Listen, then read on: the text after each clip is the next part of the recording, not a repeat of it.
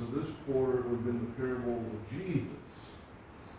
But we decided that it might be a good idea to stop that, or pause that, and do some looking at some apologetics. Some things with regard to reasons why we believe. And that's what we're using as our guidebook. I'm going to call it a guidebook. Reasons to Believe, this little small book put out by Apologetic Press, co-authored by Eric Lyon and by Kyle Buck. And so we are going through this book. There's 7 reasons to believe in God, 3 reasons to believe the Bible is from God, 5 reasons to believe in Jesus, 4 reasons to do more than just believe in Jesus. So how far long do you think that's, I'm going to put that in up in my head, I didn't do that. That's 19 reasons to go over. We've been through 2 months of the quarter. We're going to start the third month of the quarter. How many reasons do you think we finished? Knowing me, as a teacher. Either 2. Anybody else? Any other have it? Not in class. Anybody else? 3. So I'll just do a little bit less. And actually, we're going to start 4 today. So what we're doing is using this as a guidebook. Really, we're reading some of it. But then we're bringing in other things. I'm reading a lot of other things. Even materials from Apologetic Press website, but they have a lot of material that goes into greater detail there, but other things as well. And so we are trying to go over why one should believe in God. Why one should believe that the Bible is from God. And why one should believe Jesus Christ is the Son of God. What is a definition of a reason?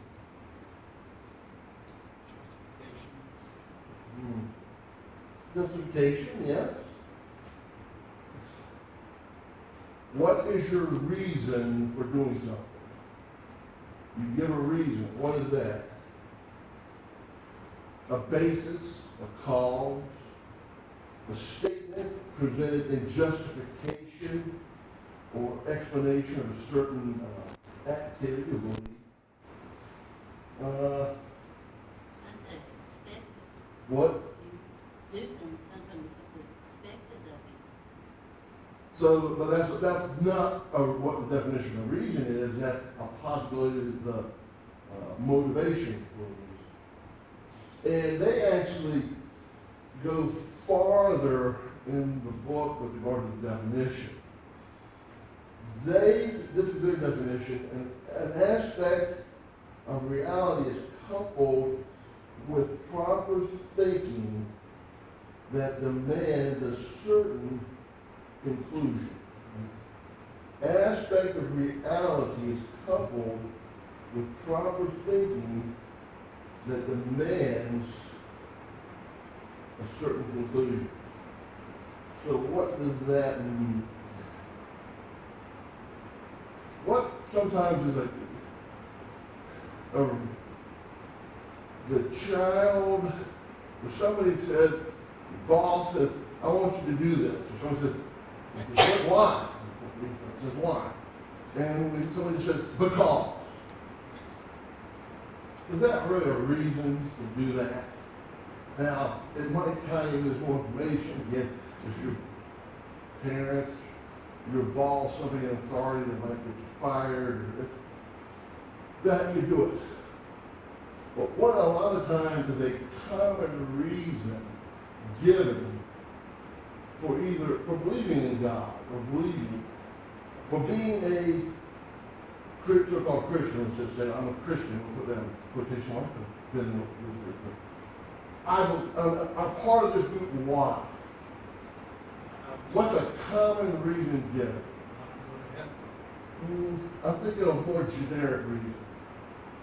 The common reason a lot of times is given. That actually sometimes is a hindrance for people to change their minds.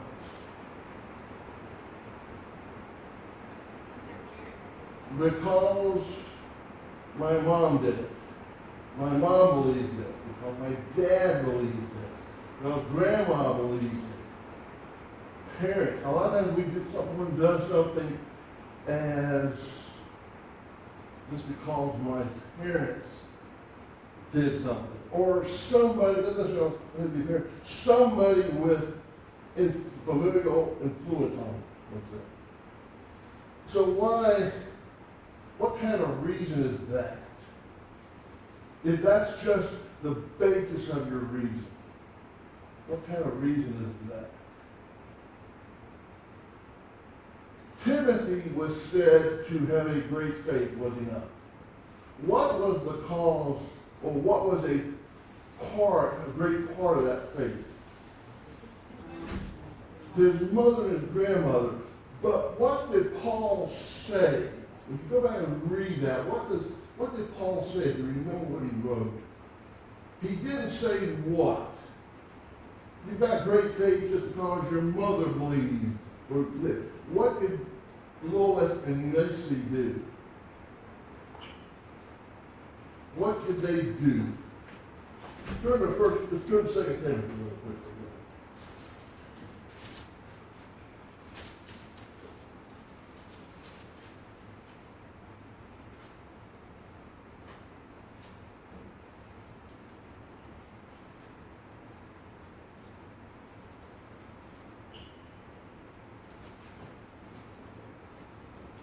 Verse 5. If someone will read that. Chapter 1 of 2 Timothy.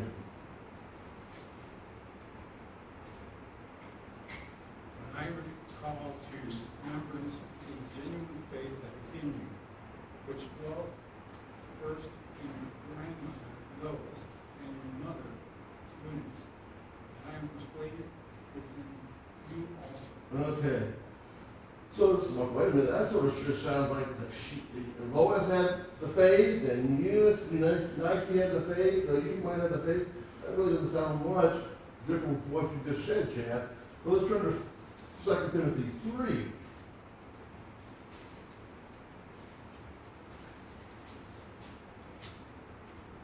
3. And if someone will read verse 15.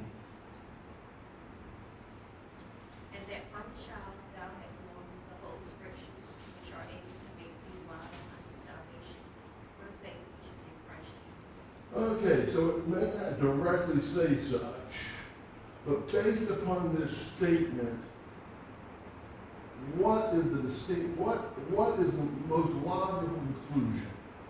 It says you have known the scriptures from a child. So how did that happen? He was taught.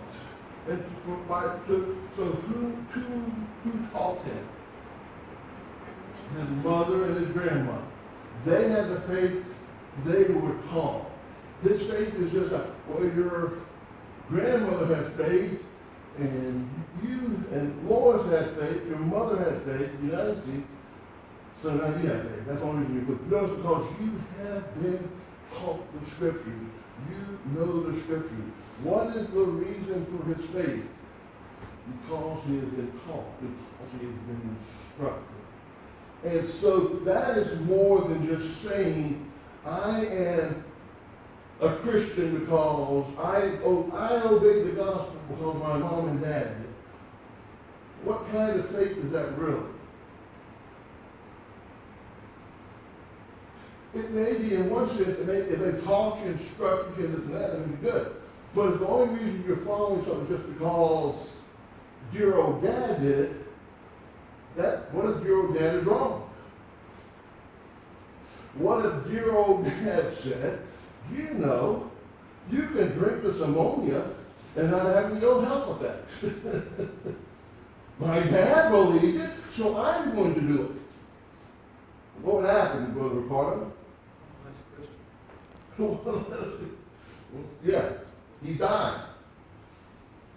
You don't sometimes, if your parents are do something, believe in something wrong, what's going to happen? And you say, I just believe whatever they believe, then what does that mean? You're going to be wrong. Like yesterday, I went to Rocky Mountain, I got 95. What if I said, well, my mom and dad told me from where I live, I need to go south on 95. I would never have made it to Rocky Mountain. Would I? I've been in Florida probably. Probably think Florida. Just because my parents. What do I need to say? Well, why do they believe that? Why do they say that Chatelaine and Dunn, I need to go south? Do I need to look at a map? Do I need, there's a lot of things. So just because just because my parents believe it, or grandparents, or whatever, is a popular reason given, is it not? But is it a valid reason? It really is not. Now, if someone said, my mom believed this, and this is what she taught me, or this is what they explained to me, and these are the things we looked into, that's different. But just believing because this is what they believe doesn't make it right. Should Cameron and Tyler obey the gospel just because their mother did? Just because, that's not the right reason. What it should be is, she obeyed the gospel, but here's the reason why she obeyed the gospel. She is right in obeying the gospel, therefore, I understand I need to obey the gospel.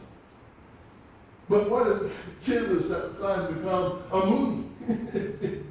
Does Cameron and Tyler, Moonies were these groups of people that when you could go to the airport, they had shaved heads. Shaved heads and handed out tracts. I never saw them. I just saw them in the movie Airplane. Or there's some weird sect. Well, my mom is doing that. I guess I should. No, there needs to be reason, investigation. Why did my mom obey the gospel? Is she right? Is she wrong? If she's right, then it seems I will need to. If she's wrong, I don't need to. I probably need to do what? No, if she's wrong, and I say, then I understand she's wrong, what do I need to try to do probably then? If it was my mom, I need to convince her that she's wrong. That'd be hard. So, reasons.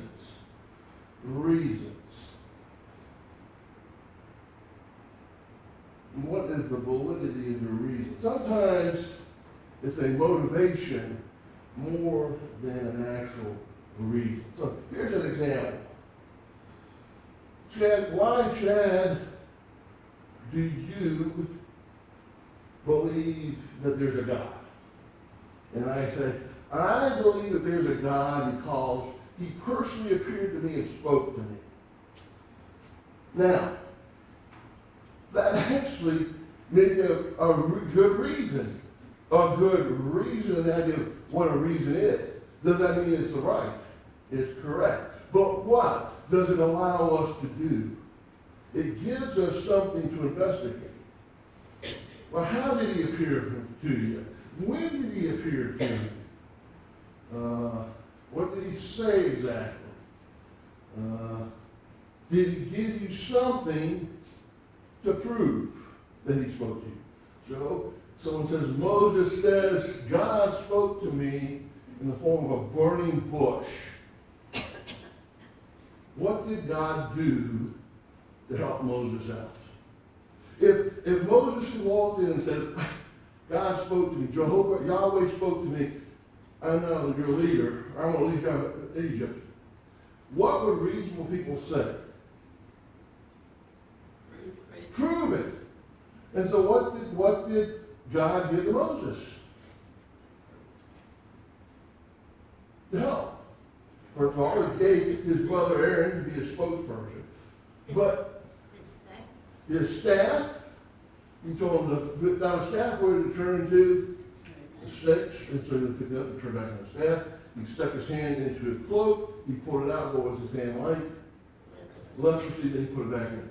He gave him a something that proved its sign that was supernatural. Peter, James, John, the other apostles spent time with Jesus. We're here to establish the church. What did Jesus give to them? Yes. Power, gifts, the things that they could do that most people could not do. Even Christians, a lot of Christians could not do it. How many Christians could raise the dead? Doesn't seem to be too many. But we know that Peter did he not? We know that Paul did he not? So that he had support. So here's the situation. God spoke to him. Jesus appeared to him on the road to Damascus.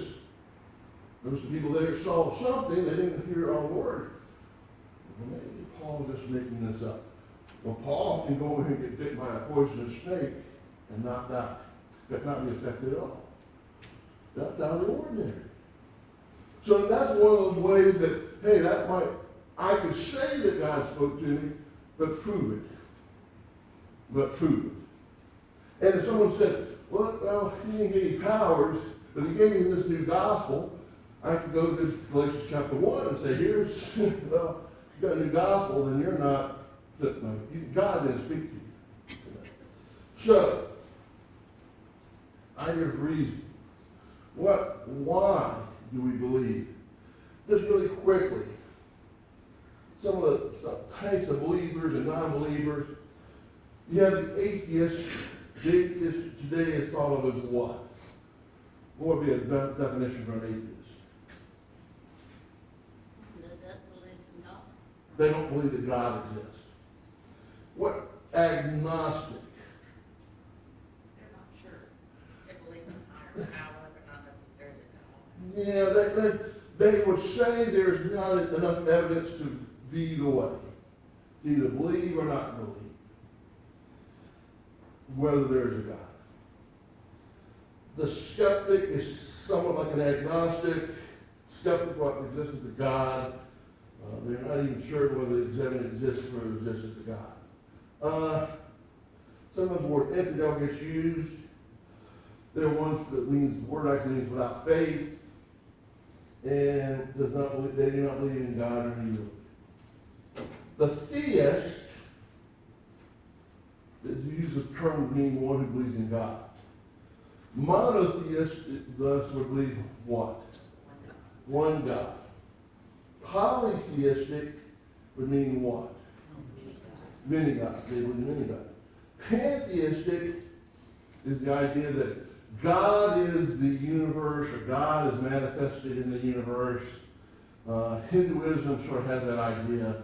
Some of the Eastern religions, that there's a God, he's intertwined, God created the universe. That's more than just saying he created the universe. He is the universe. So you get some of that. What is deism? Anybody here know what a deist is? Believes in God. What? A person who believes in God and acts accordingly. They believe in God, but what Thomas Jefferson was supposed to be a deist. What do they believe? What does a deist believe? What they believe is, yes, there's a God, that God did create the universe. But what he really does is he just like sets the clock and lets it go, and he's no longer involved. So there's a God, but he's really not involved in the activities. So he would not, the actions we see of God in the Bible really counteract this idea. So how could you say that God just created the universe and then just let it go in his way? When we read in Genesis chapter 3, there's God, interacting with Adam and Eve. Okay. So this was not part of the book, but before we really got to the reasons, I thought it would be a good idea to just discuss some reasons why people don't believe in God. don't believe that the Bible comes from God. They don't believe that Jesus Christ is the Son of God. And so we'll just spend a few minutes now, maybe to the end of the class, just going over that. Let's just talk about some of those. Why? And I do have recall, it is said, I believe it was in the movie Patton, supposedly at one point he shook his fist and told Rommel, I have read your book.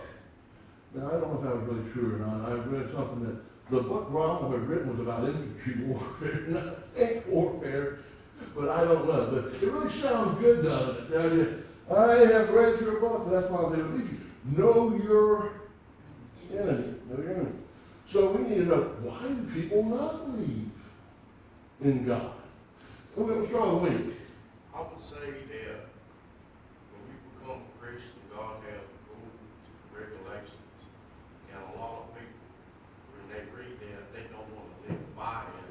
They want to live by their own means. They don't want to obey what God set down as rules. You live like this. It's like a husband and wife, or how the kids ought to act. I think it's a lot of rebellion. Okay? So, in some sense, they might be acknowledging there's a God, but they don't want to.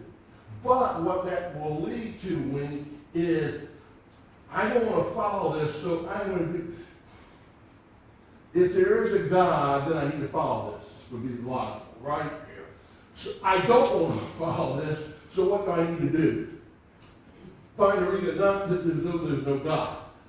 And I think that's a basis for why people, a lot of good basis for why people don't believe. That's why people are looking for reasons not to believe that. Because you're right, they don't want to do this, they don't want to do that. And if there is a God, they will have, according to what the Bible says, what? They'll have to do this. They'll have to do that. Yes, Mr. Linda. This is just my opinion. I think sometimes people don't believe in God because of the past experience. And I'll give you an example. Say somebody lose their child.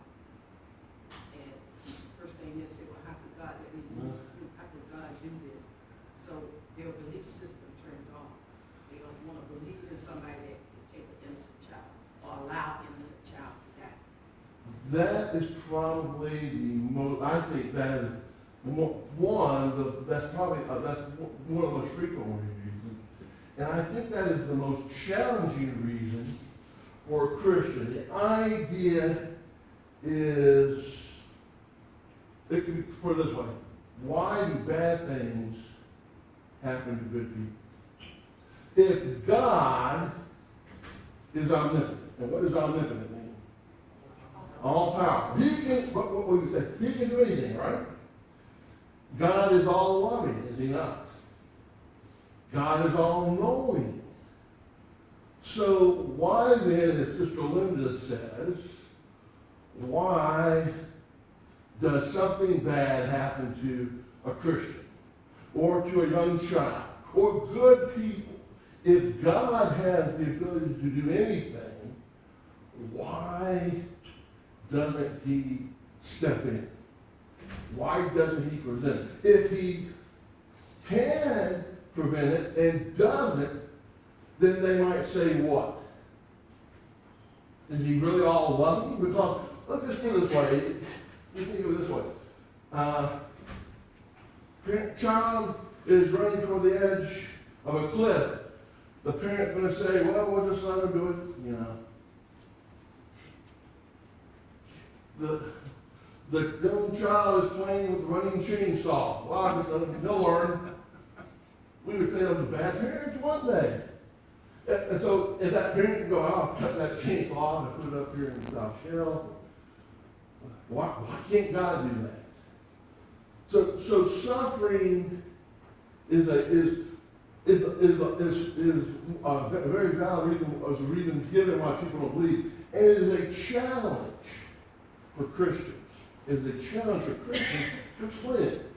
Brother Carter. If you're trying to convince someone about that, which is, of course, a difficult thing, but one thing is get them to understand person make free choices.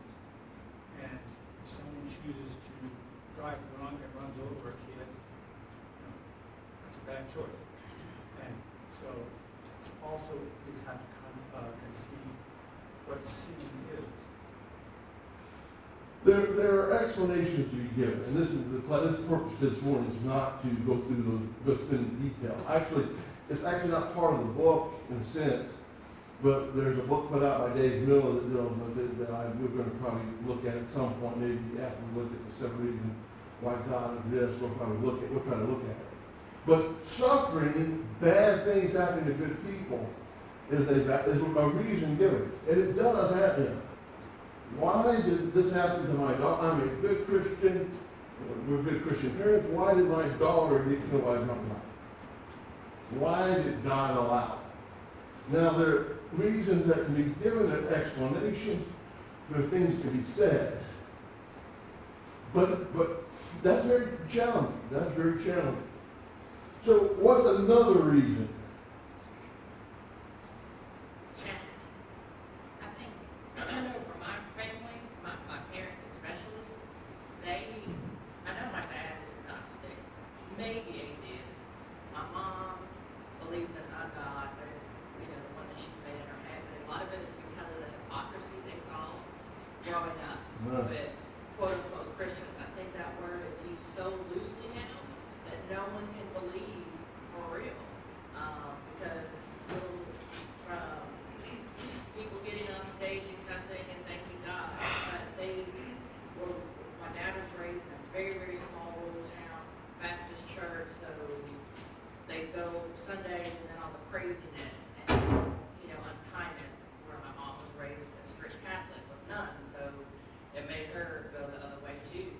So I think a lot of people just don't believe because everyone, quote unquote, says they believe or are Christian but don't behave that way. Yeah, they'll say that they'll allow the life of so-called Christians to influence them. And that's the issue. Of course,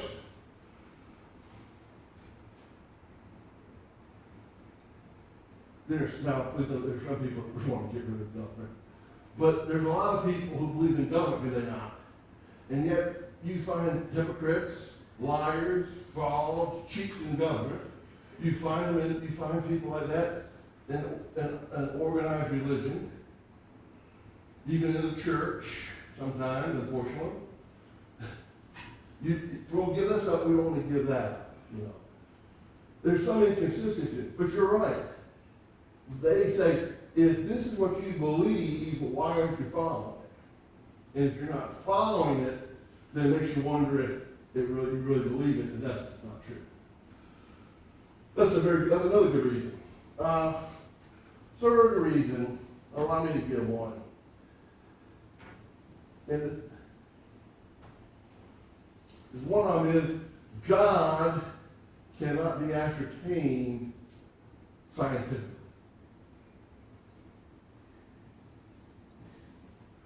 So we go back, in the beginning, God created the heavens and the earth. Genesis 1:1. You believe in the creation account, right? Can you prove that scientifically? Talking about when he created the If I said, something, I want to get a government grant and I want to run a test, an experiment, to show that God did create the heavens and the earth. I want to recreate that same situation. Can I do that?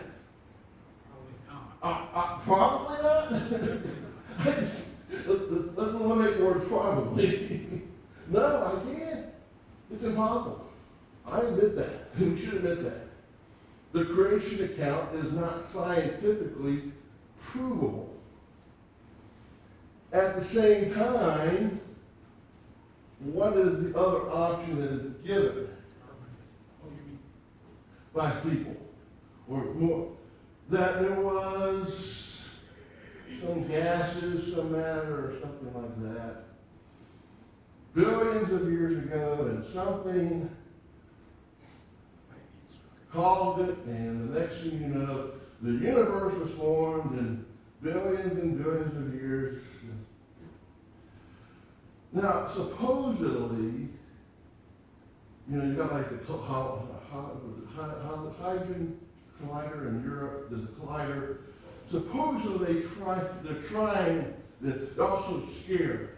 Because they're scared that if they actually could do it, what would happen? Well, they'd create a universe. But can they really prove the Big Bang Theory? In fact, one of the things we're discovering as we go through the class we read is they say, oh, this is what happened, but when you start trying to fill in some of the details, for example, and this will be discussed later this morning, where did the matter come from? Well, or if there was no matter, are you saying then that the universe was created out of nothing?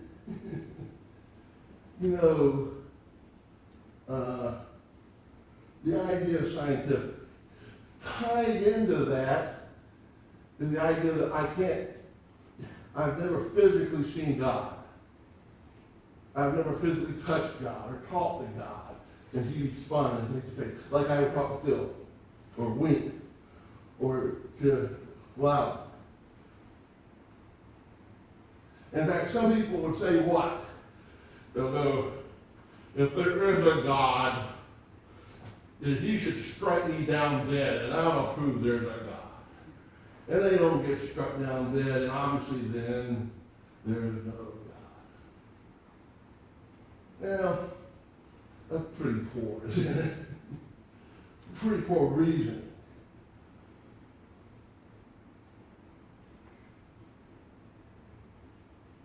There are things that we know that occur, even though we don't see it. I just remember, well, give me 1 second, just one. Just recently, maybe some of you read this, there was a headline. Headlines are deceiving when you start reading the article. But scientists have discovered forms of life on another planet. And as you go and read the article, what did they say? Did they actually see it? No, there were some readings or something, and that might mean there's life. Well, you know what? There's some reason. How did we know? We get to 1492, the Earth supposedly believed the Earth was flat. Did you know, though, there was a number of people who did not believe that? But some people go the other way. Oh, everybody knew the Earth wasn't flat. I don't believe that either. But there were those who had come to the conclusion that the Earth was round or some sort of sphere. How did they come to that conclusion? Because who was the one supposedly sailed around the Earth, completely around the world? Anybody remember from their history class? Who? Cook wasn't Cook. Magellan. Of course, Magellan was also, he died before he got around. Of course, Cook also died in one of the islands as well, I remember my history correct. But Magellan. So nobody had sailed around. In fact, Columbus, he figured he'd get to China and India, he ran to the place. He didn't get there. They didn't see it. Today, we've had images from the moon, from satellites that show the Earth. They didn't have that. So how did these people determine that the Earth was round, the Earth was a sphere? Well, there was one person who did an experiment with a bottle and putting it in to follow the weight of the currents and stuff, and that helped. The Greeks, back in the Greeks, what was mathematics? They used that thing. They used mathematics. Is mathematics necessarily actual proof? Well, it said that numbers. It is proof, by the way, it is proof, I'm saying that. But it's different, though, from saying, I know for certain, because I won't walk all the way around. Just a limit, I think you had something to say. There's some that believe that, not necessarily that there's a God, but they believe that there's a higher power. A higher power. I've heard many say, Which is just another word for God. A God. it kind of puzzles me, because why do you believe that there's a higher power? What power would that higher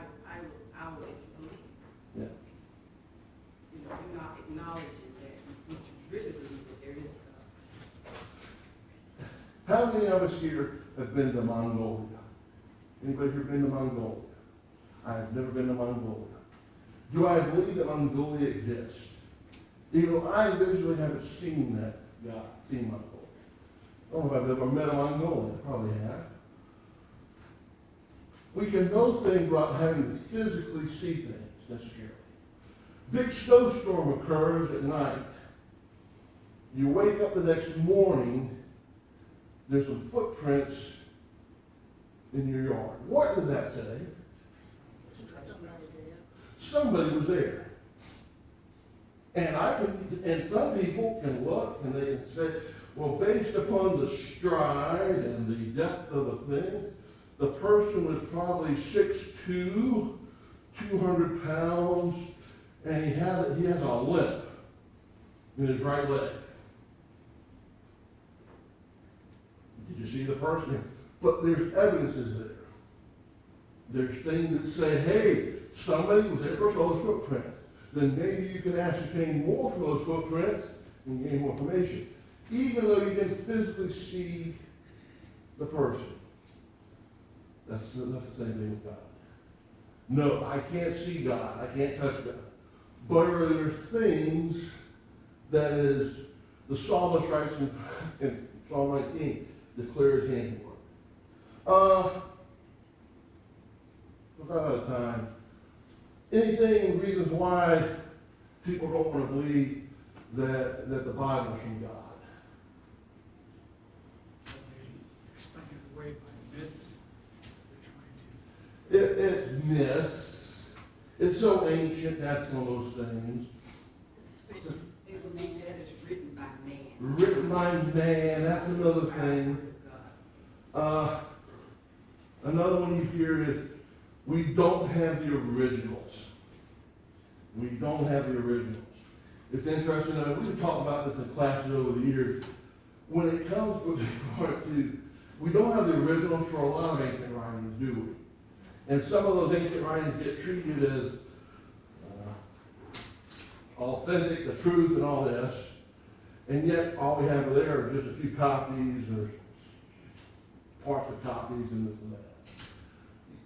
There's a number of things why the Bible, another one, the best one, the one, I say best one, the one that's very frequent. It's not inerrant because that's what we teach. The Bible's from God, then it should be inerrant. It's filled with contradiction. Oh,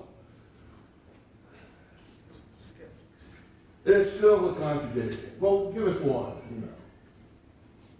I read of one, and this is low-hanging fruit. So, where they said, obviously, the Bible's an error because it says that the priests carried the ark over the Jordan River, and if you go and read the size of the ark, and there's no way that men could have carried it.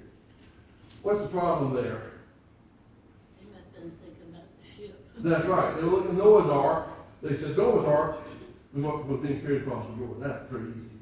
That's a different ark, you know. But there's some passages that are difficult. But that's the main reason. And so you've got to try to understand those contradictions and try to figure out are they contradictions? The contradiction is something, when two things it cannot happen. Again, so for example, the door is open, either the door is open and the door is closed. That door to my right or left, Gloria and Ricardo, is open. I said, if Ricardo says at 9:45 the door is open, and if Gloria says the door is closed at that same time, there's a contradiction.